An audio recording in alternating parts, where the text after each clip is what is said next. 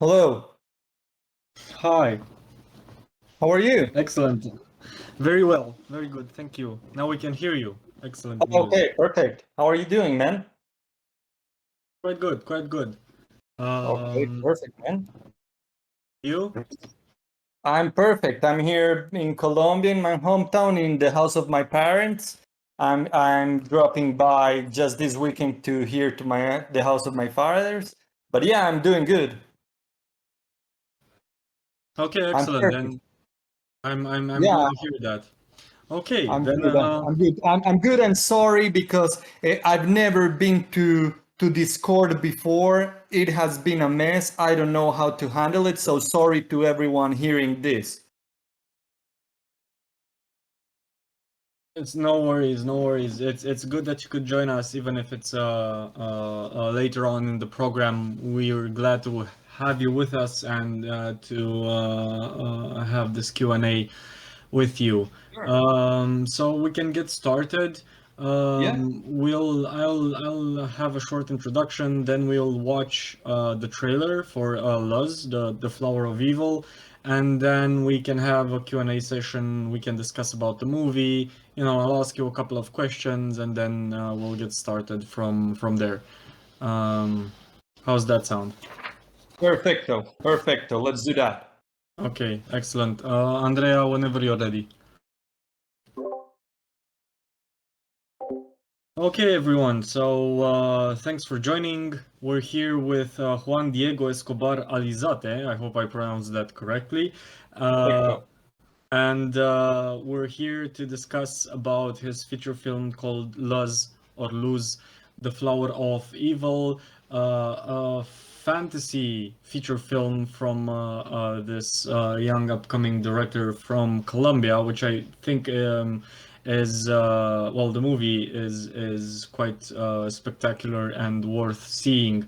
And it's a different sort of fantasy movie than you would expect. And well, it's not necessarily fantasy, but we will discuss this afterwards with the director himself. I would like to play the trailer, and then we'll start this session. So I will start it right now.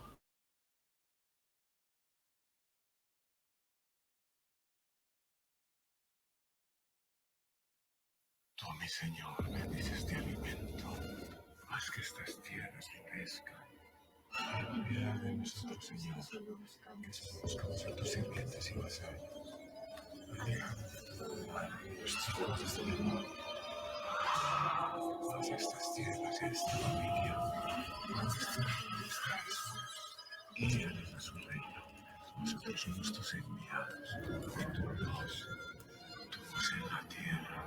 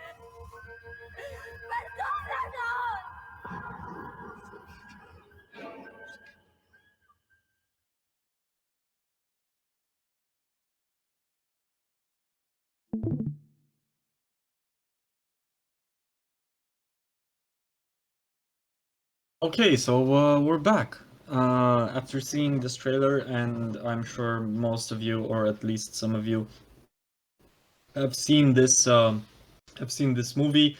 I would like to say a few words with it and the impact that it had on me. And I would say the experience of watching this movie was quite intense because it holds so many layers of interpretation, but it also is not at certain points. and moments, it's not a subtle movie. It's like a punch in the gut. It tries to, it takes your attention, and then you have no way out of it. And this reminds me in a certain way of South American literature. And it's obviously we're going to have that comparison and go there because there's so many themes and so many aspects of atmosphere and the way it's narrated that takes us to, probably most of, the two most well-known South American writers. One is actually Colombian, obviously I'm talking about Gabriel Garcia Marquez. The other one is Peruvian, Lyosa. And it's that sort of storytelling, which is intense, it's visceral, it tells the story exactly like it should be told, and it does not hold back. It's quite an emotional roller coaster, and it has certain aspects of magical realism, I guess. Not, but Yeah. they're not necessarily very obvious, but they are constructed and built in the way the story is told, and the huge contrast, I believe, between the paradise, which is their landscape where they live in, and what is actually happening. So we have this family which lives in the Garden of Paradise, but they are not at all, that sort of Adam and Eve, in sort of Zen relationship with their environment. And I think this is intentional because the contrast becomes so powerful between their actions and the way they see the world, and obviously the relationship between the father and his daughters, and this untainted, beautiful landscape, which sort of holds the secret of damnation, of human eternal damnation. So I would like to ask, you have so many names. I'm sorry. Should I call you Juan or Diego? Yeah, Juan is perfect. Juan is Juan. perfect. It's my name. Yeah, sure. I would like to ask Juan to tell us a bit about himself more at the beginning, and then to tell us his experience with this movie and his intention with this movie, and then we'll discuss a bit about the different messages that are hidden there in the production. So please, Juan. Okay, perfect. Yeah, my name is Juan Diego Escobar Alzate. I'm the writer and director of LUZ, The Flower of Evil. Also, I produced the film. I edited the film with a colleague of mine.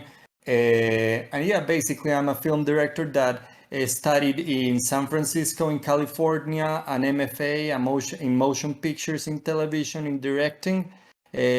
And yeah, my background basically is from video clips. I direct video clips here in Colombia or in the United States or everywhere, basically for very well-known artists. And yeah, that's basically why LUZ is something like so plastic in terms of how beautiful it looks, because as I say, I come from an aesthetic point of view and most like video clips rather than narrating. Do you know what I mean? So basically, that's a little bit about my background. I'm a lover of horror and genre films, basically, since all of my life.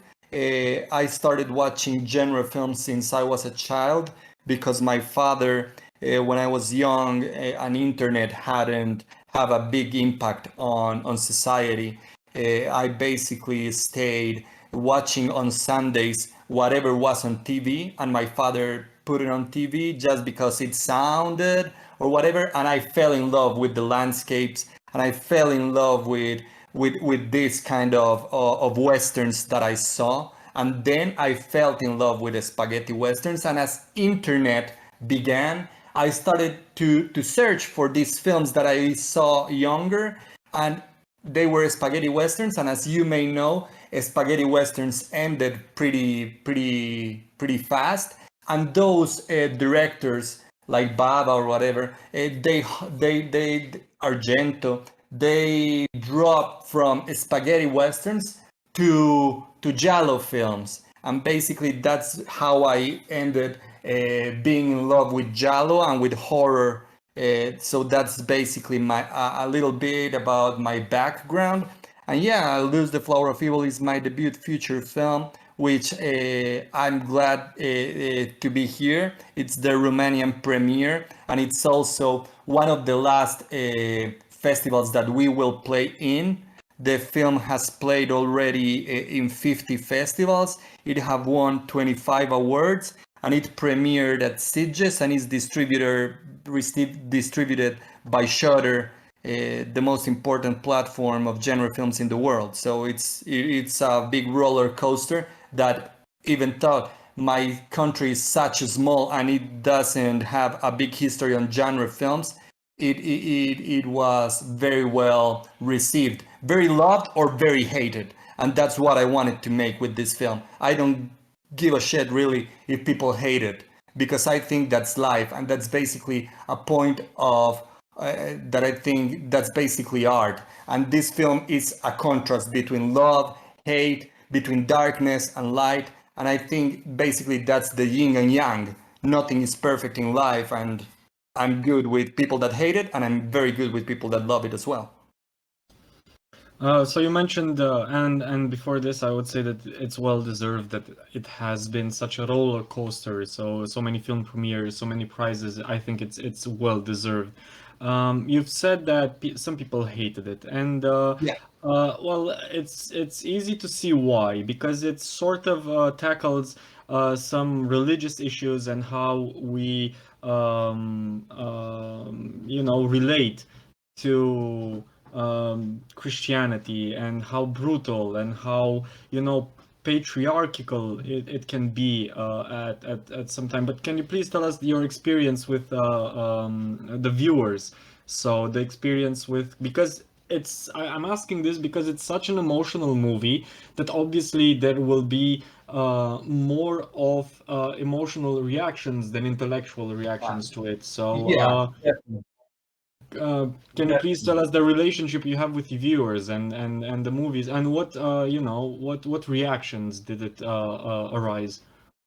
Yeah, it depends. Of course, when I first made a film, I thought that only Colombians will be able to watch it, I don't know, in cinemas or whatever.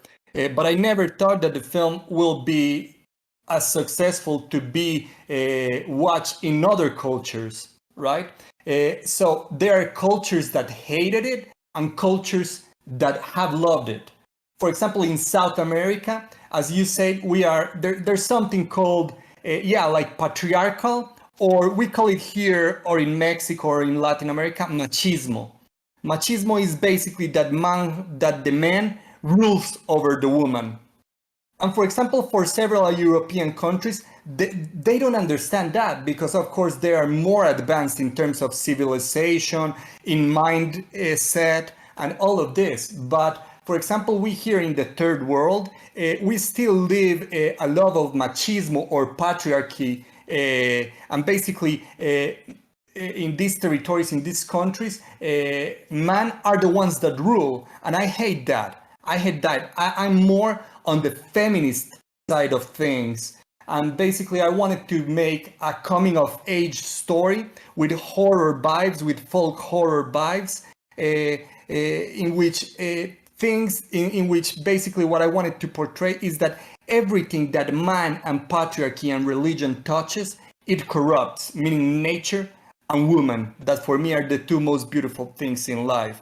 So basically, there has been some cultures that love it. For example, Mexico loved this film. The United Kingdom loved this fucking film. They love this film. It's like a cult film in the United Kingdom right now. We sold out like 100,000 copies of the Blu-ray in just one day. So it has been a fucking big success in the United Kingdom and in Mexico, but in other territories, in Spain, it has been well received, but in Italy, it has been well received. But for example, in Asia, people don't know what the hell I'm talking about. First of all, because they don't understand, of course, Christianity.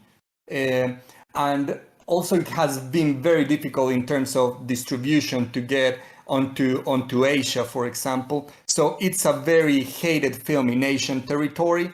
It's a very hated film in countries that are more loved. I mean, more advanced. For example, it's for example in Norway people don't tend to like it, but in Finland they tend to like it, even though it's a Scandinavia. So it depends really on the culture and of course on the films that people like personally, because it's not an easy film. I didn't want to make an easy film. I don't liked films such as the normal horror films that you watch nowadays that are so liked and basically are crowd pleasers.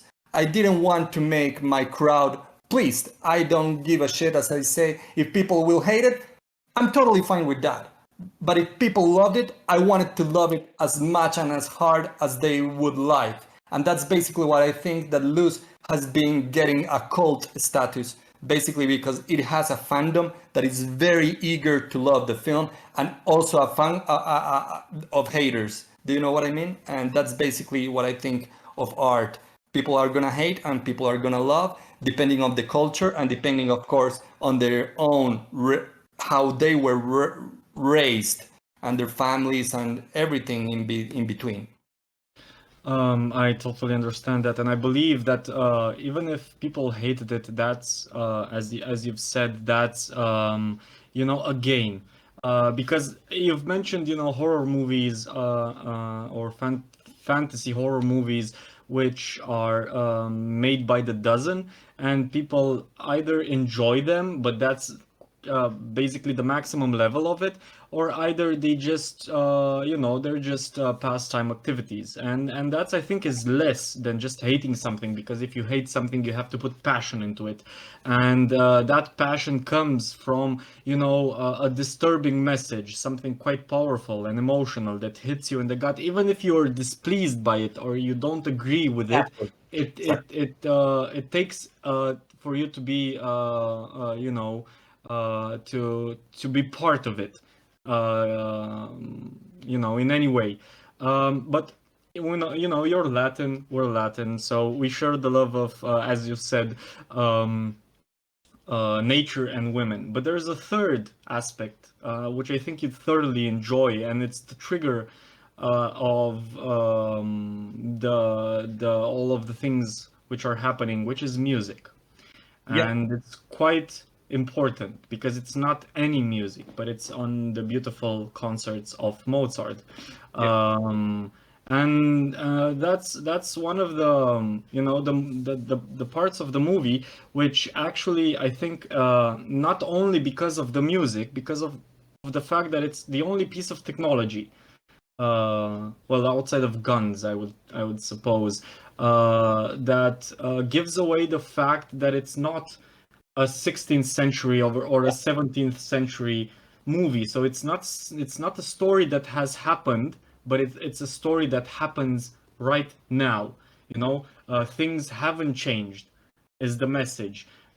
We used to burn women 300 years ago, and we say that we're not doing that anymore because those people were more primitive and they didn't know better.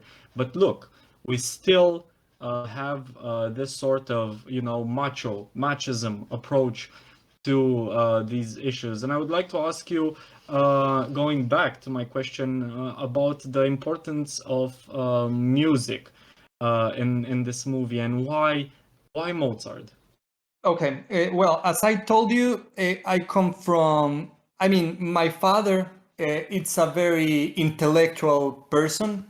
So I grew up basically between books, between movies, between westerns, and between a lot of classical music. And for me, when I was younger, when I was like 5 years old or whatever, and my father used to told me a lot of these composers and whatever, there was always the myth that in beauty lies the devil as well. That something so beautiful has to do a work of the devil. As I grew up, I never believed in God, in the idea of God, but I do believed in the idea of Baruch Spinoza, the philosopher, the German philosopher, about God. Basically, he says that God is everywhere, in a smile, in nature, in woman, in man, in every part of the world, in water, in everything. But within those same things lives the devil, meaning that God and the devil are the same person, or the same entity. They can be bad and they can be good. That way basically is that normally Catholicism says that basically we are made through the eyes of God. Do you know what I mean? We are similar to Him. But I do believe that if we are similar to Him, we are good and we are bad as God is good and as God is bad. And as God is good and as God is bad, basically all the things that are most beautiful in the world has that duality. They are very beautiful or they are very dark. And for me, that's basically Mozart, that's basically Beethoven, that's basically why you watched, for example, this kind of music, this very beautiful classical music in films like The Clockwork Orange, and it can be a very beautiful composition, but in a very dark tone. Do you know what I mean? When this guy get these things on A Clockwork Orange or whatever by Stanley Kubrick, it's fucking insane. So that's basically why I wanted to. For me, music is something so beautiful, something so pure, and something so pure and beautiful has to be part of the devil, made by the devil itself, or God. That's basically the same. I totally understand, and I believe this sort of duality where everything is equal in matter and in existence and in being is quite interesting for me because it speaks of a passion, and I've seen this passion when it comes to South American movies and literature, and I think it's quite fascinating that the day-to-day life and the existence and the way of seeing things is so fiery, and that's what makes art. You're totally right in that aspect. And I would like to go a bit to the production of this movie because it's quite impressive. And I would like to ask you to maybe tell us about a bit about where you filmed, about your colleagues, about the actors, their involvement in this, and how because it's as I've said, it's intense, and you can see that in the way the actors play it. They're not just characters. They become real, and their hardships and their everything that is happening goes beyond just exchanging lines in front of the camera. They become real people. So please, can you tell us a bit about how you managed and how did you convince them to become so real, so off the camera and out of the screen, and a bit about the scenery, which is quite lovely and it's breathtaking. Okay, first of all, yeah, let's talk about the scenery. The scenery, we shot this on my hometown. My hometown is called Manizales. It's basically the coffee region of Colombia. Colombia is very well known, as you may know, for two things. One thing, it's coffee, and the other thing, sadly, is cocaine. Sadly. But that's basically how Colombia is portrayed all over the world. I come from especially from the coffee region. Do you know what I mean? So we basically wanted to shoot in the high mountains, in the snowy mountains of my hometown. But we wanted to kind of have the Western kind of look, meaning that it's not a cold film in terms of color, but totally the opposite. It's very bright, and apparently you will always see the sun. When you see the film, you think that, oh man, it's such heat. It's very sunny always, but no, that's basically not the reality of how it was shot. In terms of direction, it's very important to say that for me, filmmaking is not only entertainment. Normally, I don't care about entertainment. I think that filmmaking, such an art form, it has a bigger power, and the power is to heal emotional wounds through poetic shots, to poetic dialogue, to poetry, and basically heal myself as I was making the film, heal the viewer as they are watching, because it's a very thought-provoking film. And of course, I wanted to make a film that is very dense, meaning that when you end the film, you say, oof, man, finally this shit ended. Because it's a film that basically my idea was that it will live on you forever. The idea wasn't to make just a film that you can forget. You can love it or you can hate it, but the film will remain forever in you, or the scenery, or the density, or all of this. And my way of directing, basically, that I have developed, I'm from the Jodorowsky and Alejandro Jodorowsky from Chile school, meaning that for me, entertainment is not something such as important, but to heal is the most important art or art form.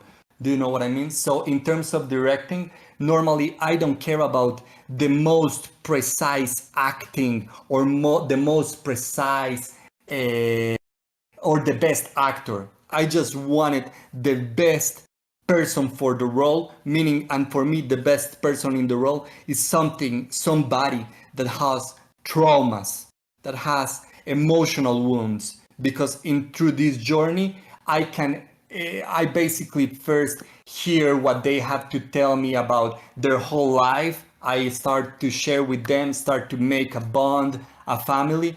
And then afterwards, when we're shooting or when we're rehearsing, basically I just pull the trigger in sort of those traumas that he or she had, so that I can help them heal. For me, it's basically film. It's like magic.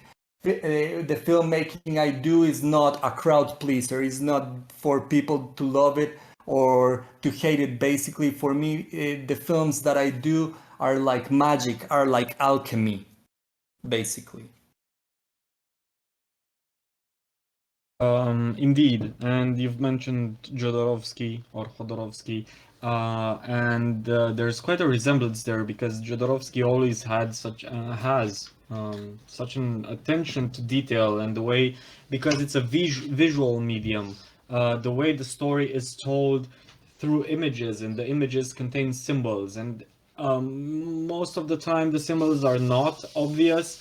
They need deciphering, or maybe they're just part of the way the message is built onto and into, which is this time the beautiful landscape. And it sort of reminded me as a concept, as an idea, of this mountainous landscape outside of time, of obviously the Holy Mountain. Yes. Which is one of the Jodorowsky's most impressive movies, and it tells a story through symbolism.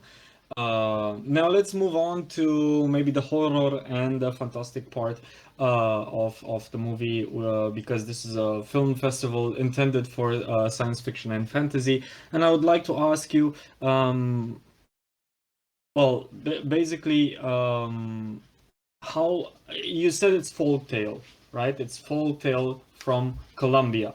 Could you please tell us a bit about these folk tales, and how and why you incorporated them into the movie, into the story, which is because Christianity sort of goes beyond folk tales and tries to disregard them, and tries to put them in the apocryphal part of any story. But now here it holds such an important part alongside the message you're trying to pass along. Yeah, basically, well, what I wanted to say, it's not a folk tale.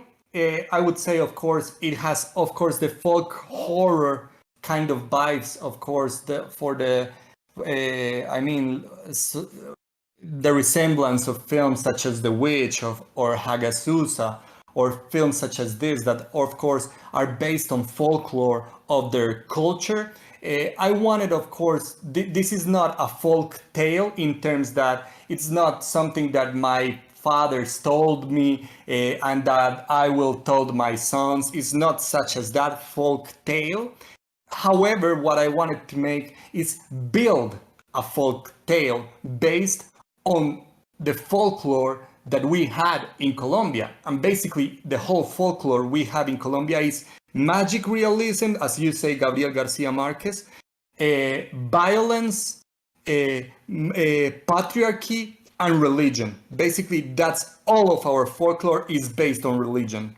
We are very, very, how could I say, like God rule over us in every term of society. We're very Catholic, and especially in the hometown that I live in, that it's a town really, very small, very patriarchal. So when I was started to kind of live or to grow up, for me, I didn't felt that I was part of something. Do you know what I mean? I felt that I was secluded, that I was an outcast. And basically, LUZ is my ode to this, and my way to say that basically Catholicism is more bad than the goodness it make on we as persons or as citizens or as whatever.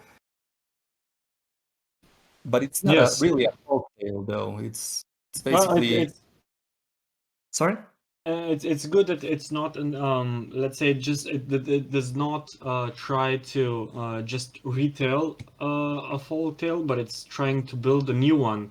And I think that's what modern movie making should do, because we have so many examples of other countries going into that sort of pool of mysticism and mythical tales, but making them their own. And I think Luz is a perfect example of this, alongside maybe for now more famous movies like Midsommar, or maybe The Wicker Man, or you've mentioned the Witch.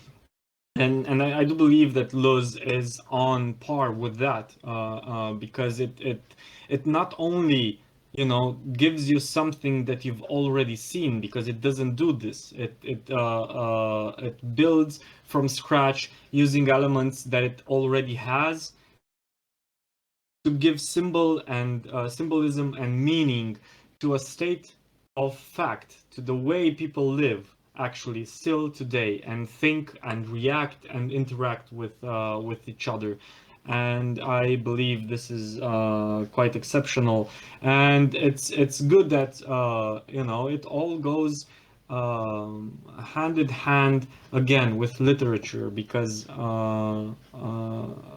movies are literature, are storytellings, but in a different medium.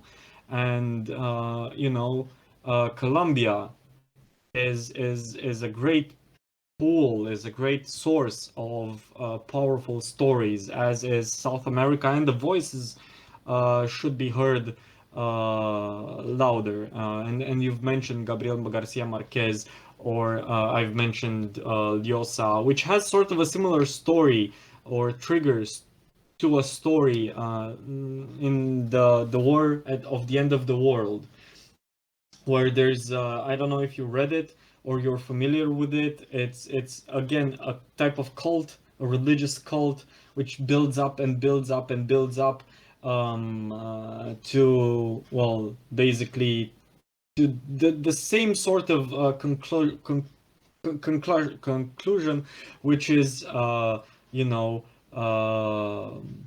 man, if left unchecked, if left alone, if left to believe that it holds the truth to divinity and to nature and to purpose, will totally fuck it up. And I believe this is important, and it's told, as you did, through beautiful language and powerful storytelling. All right, I would like to ask if there are any questions from the audience.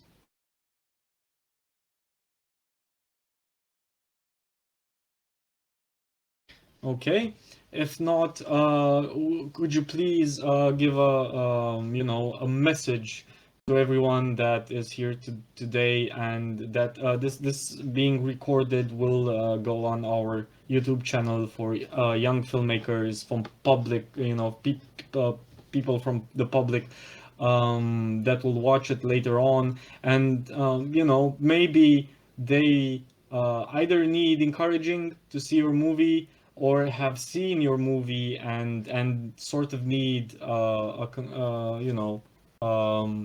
the last words of this conference from the director of such a beautiful masterpiece. Okay, thank you. So yeah, first of all, I would say that something regarding the film, and then I would, of course, kind of encourage young Romanian filmmakers to make their films. So first, I would say that basically I consider Lose the Flower of Evil more than a film. I consider it a beast of its own. It is a gateway to heaven, but at the same time, it is a descent to hell. It is a nostalgic portrait that delves into topics such as fate, hope, and the darkness that lives within us all. And basically, it also portrays that how man, through his most primitive desires, corrupts everything he touches, meaning femininity and nature, that for me are synonyms of purity and innocence. And Luz basically is a lyrical and poetic dark lullaby of a film. So I invite you, of course, all to check it out. As I say, it's not a film. Basically, if you will watch this film, go with your mind open, because it's not a film that its purpose is to entertain, but to question, really. It's an experiential kind of film. It's not a film that I think that you will say, oh, this is so entertaining, and you can eat popcorn and kiss the girl in the cinema. It's not that kind of film. It's a film that it's basically better seen on your own. And also and also I want to encourage, of course, Romanian filmmakers to get out of the mold. I don't know if that's a word in English, mold, molde. Fuck, how I say this. It is. Okay, yeah, to go outside, and basically no one knows your tone and your voice better than you yourself. So for example, I have went to film school. I have gone to film school and I have the biggest degree, that it's an MFA, a Master of Fine Arts in Directing Motion Pictures. And after I did that, I was like, what the fuck did I just made? I'm now super in terms of paperwork, very professional, but they are basically, they just taught me how to replicate their whole cinema. And what I wanted to make after I graduated is basically deconstruct American cinema and how they want to show it in the world. And basically, and for example, of course, Romania, have a very big history of horror and of folk tales and of these things. And we normally kind of watch and are amazed by American movies, but really American movies are shit. They are just a big study of, oh, this person has to do this and then like this, like kind of a Disney movie that is like basically all the same, and at the end you cry. No, movies have to be something more.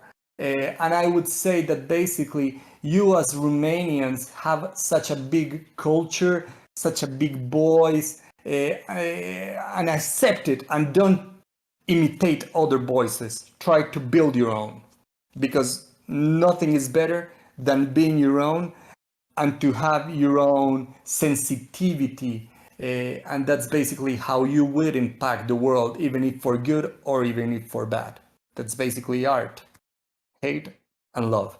So thank you all for watching LUZ.